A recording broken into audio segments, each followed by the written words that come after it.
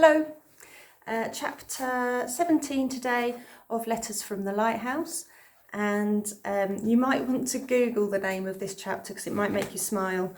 It's called X Marks the Spot.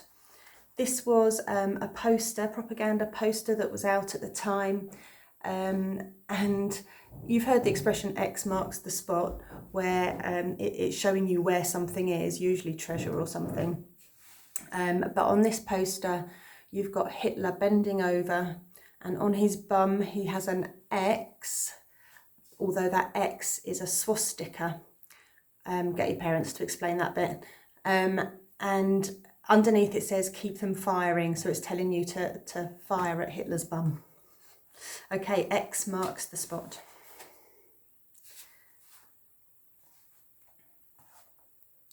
German or not, the pilot's a human being, I shouted over the general hubbub.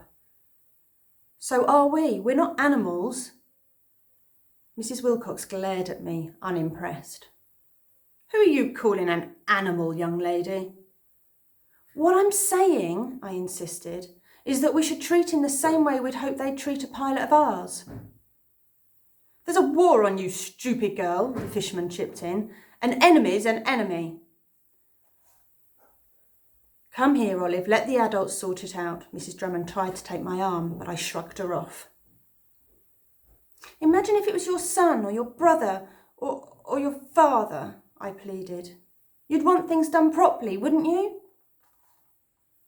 For a few people that seemed to hit home. There were nods and sounds of approval. And then a hand grabbed me by the scruff of the neck, startling me.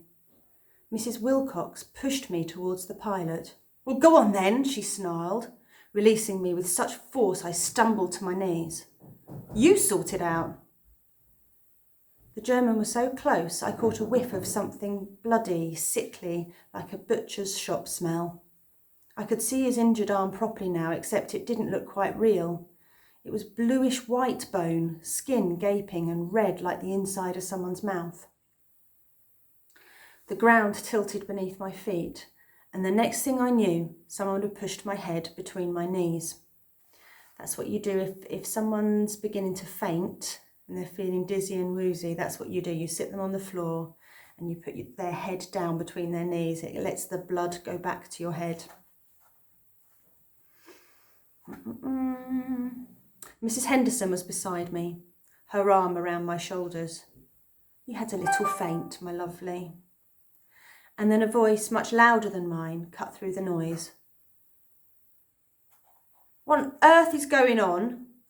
Everyone fell quiet. Looking up, I saw Queenie, hands on hips, her gaze flitting over the crowd. I felt rather silly for fainting. She spotted Mr. Spratt. Did you allow this to happen? She asked in amazement. Now, just a minute, Mr. Spratt protested. I suggest you watch your tone. Queenie talked over his head. You should be ashamed of yourselves, all of you. People stared at their feet, embarrassed. As Queenie made her way towards the pilot, Mrs. Wilcox stood in her way. Can I remind you this is my land? And this is my country, Mrs. Wilcox, during a time of war.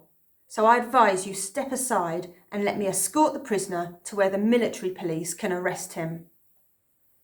Mrs. Wilcox didn't reply. I gulped uneasily, wondering if the mood of the crowd was about to change again.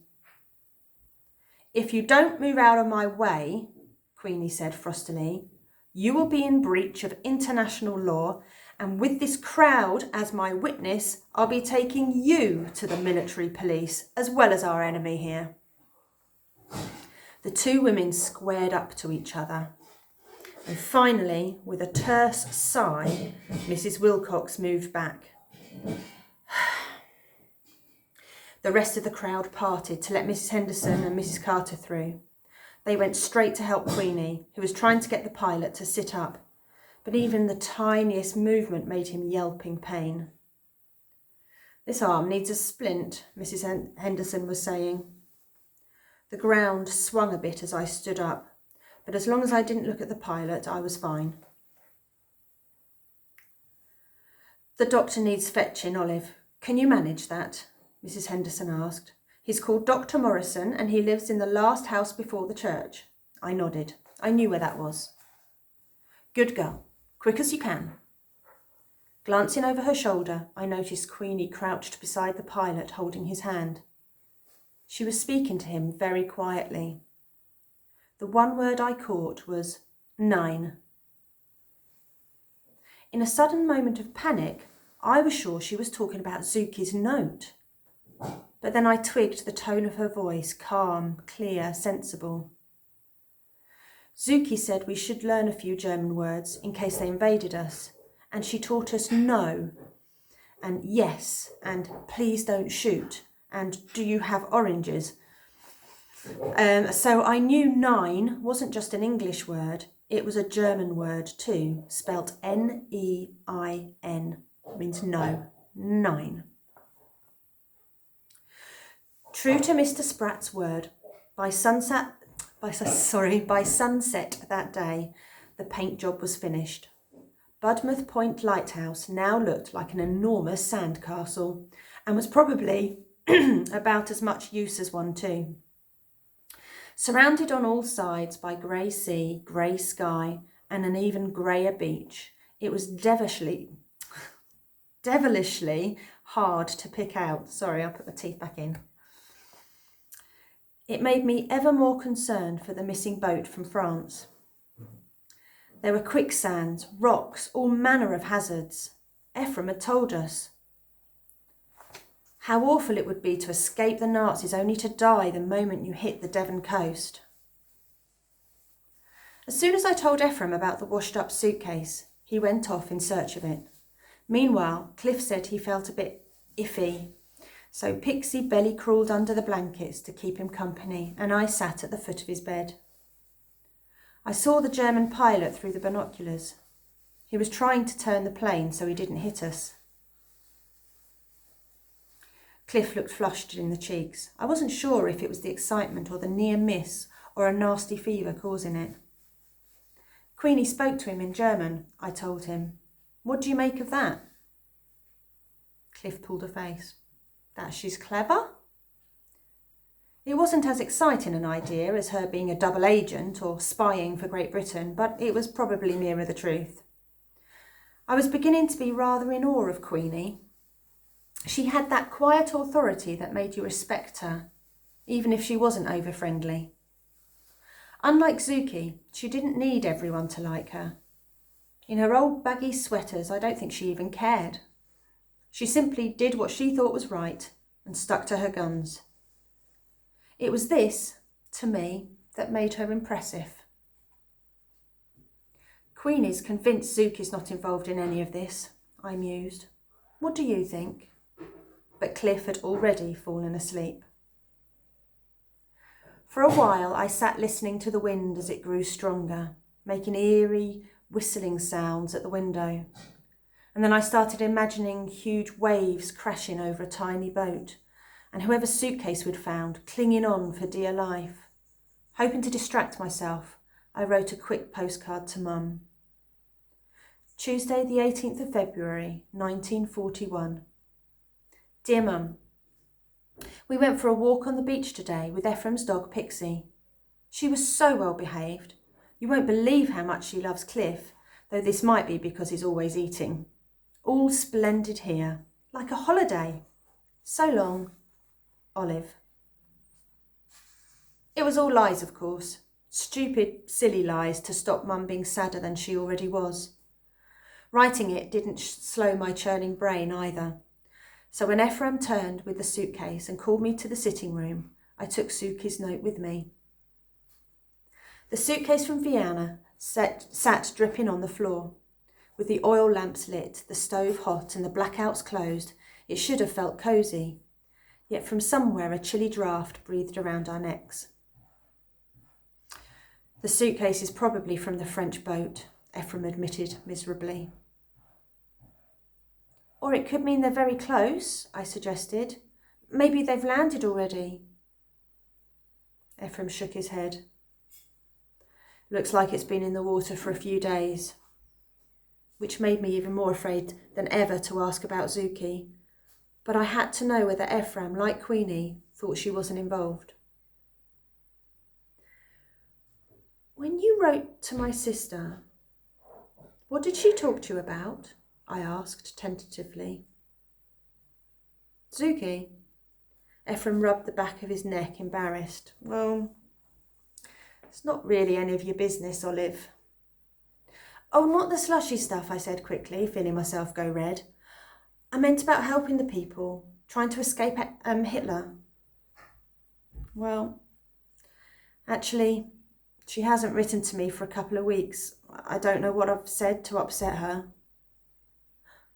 I blinked and caught my breath. You don't know she's gone missing? No. He was visibly shocked. It surprised me. Since discovering their connection, I assumed he knew that he was part of it even. What happened? Tell me. So I told him about the night at the cinema, about the tall man she'd gone off to meet and how I'd followed her until she noticed and got angry with me. I showed him the note.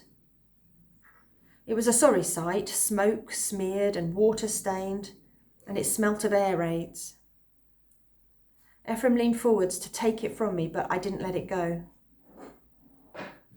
Queenie says Zuki's not working with you, I said, but I'm pretty sure she is. Ephraim shook his head.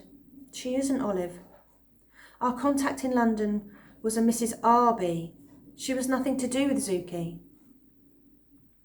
The name didn't mean anything to me either. I slumped back in my seat. We chose Mrs. Arby. We all chose her because she was one of the best, Ephraim added.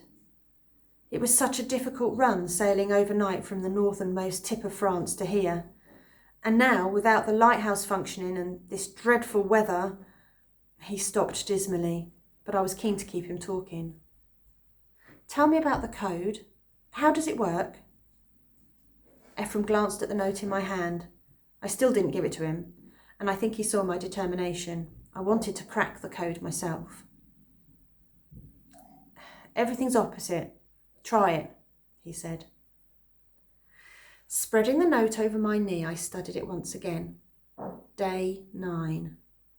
I 26-8, T/U I.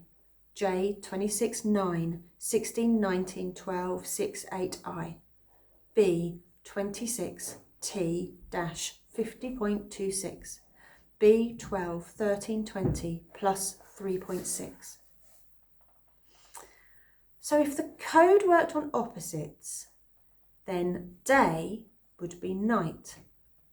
And on a clock face, the direct opposite of 9 was 3, which must mean day 9 was night at 3. 3 o'clock in the morning, the sort of time people did things they didn't want anyone else to know about. Opposites. I reminded myself, day equals night. So the opposite of the alphabet might be numbers. Could A be 1, B 2, right up to Z equals 26? I tried it on the next line of the note. I 26-8 T/UI. I swapped letters for numbers and numbers for letters until I ended up with a different code. 9ZH 20/21-9. It still didn't mean anything. What if the numbers letters idea worked as opposites from A equals 26 down to Z equals 1? Each line started and ended with a letter. What if they were opposites too? I tried swapping A for Z and so on. But that didn't work either. I was stuck again. I went back to the opposites idea, day, night, light, dark. Yet it still didn't seem to fit. I'd always been rubbish at codes.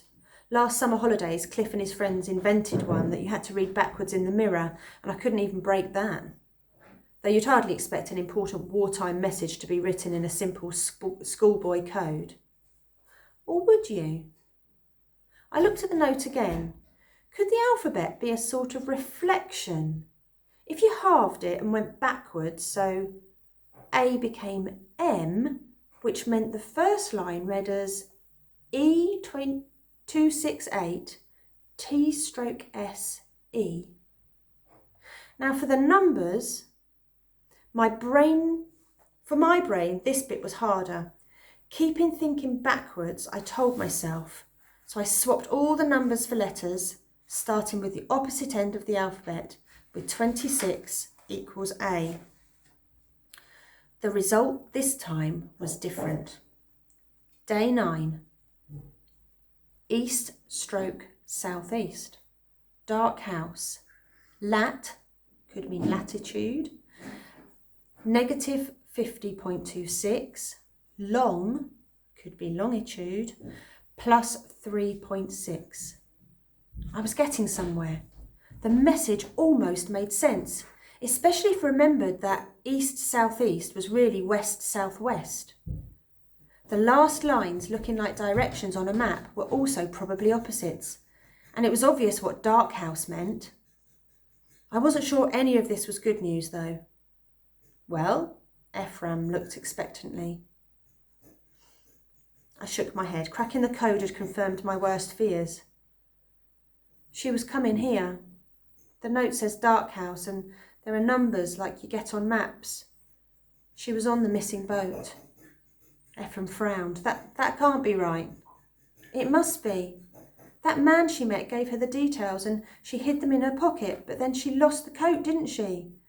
So your boat full of visitors tried to make the crossing without the information, and that's why their journey went wrong. Ephraim blew out his cheeks. Well, I asked, that's it, isn't it? No, it isn't. But I did the opposites thing, like you said, and show me the note again, Ephraim demanded. This time, I handed him the piece of paper. He read it in seconds.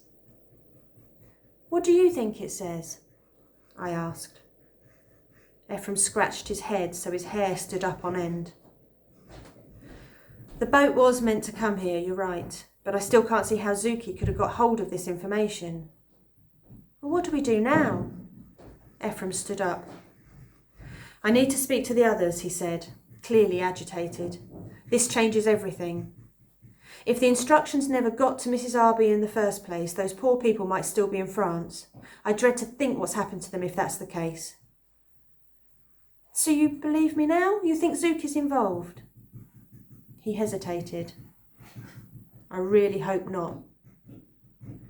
It was a grim answer, for it meant the boat I was certain my sister was on was unlikely to ever arrive. Ooh, that's the end of that chapter. I might see if I can write out how Zuki solved that code, because just reading it, I didn't quite get it. So I'll maybe do a few scribbles on a bit of paper and post it to help you see how she worked it out. Okay, see you next time. Bye-bye.